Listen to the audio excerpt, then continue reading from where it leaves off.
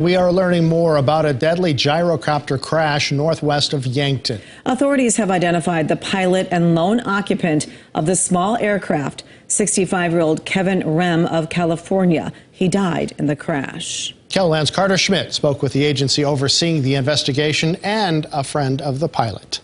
Hey, Tom and Angela, the aircraft involved in yesterday's crash can go by a few different names, including a gyrocopter, gyroplane, or autogyro. They look like a small helicopter and can be sold as kits you put together, or you can buy one that's fully built.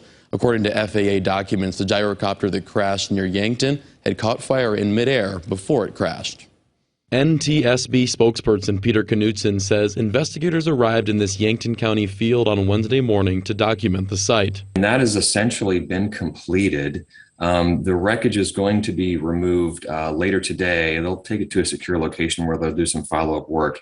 He did indicate that there was a very significant post-crash fire, and this is a composite airframe, so there actually wasn't a lot of the airframe left to examine. KNUDSON says the gyrocopter left the Yankton airport and crashed shortly after takeoff. He says they're looking at the history of the aircraft, maintenance records, certifications, and what the pilot did in the 72 hours leading up to the crash. If there was anything that could have affected the pilot's ability to safely operate the aircraft, we may test components of the aircraft. So there's a lot of work yet to be done until we fill out the factual record. Henry BOGER is a gyrocopter flight instructor in California with decades of experience, including 10 years specifically with gyrocopters. He says he also knew the victim, Kevin Rem. Super great guy and a very safe pilot.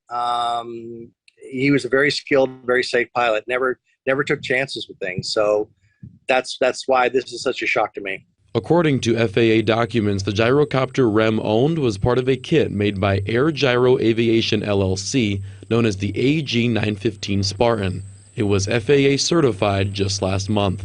He received that kit and he had put it together himself, and I think he had just completed it about 2 weeks ago. So after it's completed, you have to go through a fly-off period of about 40 hours.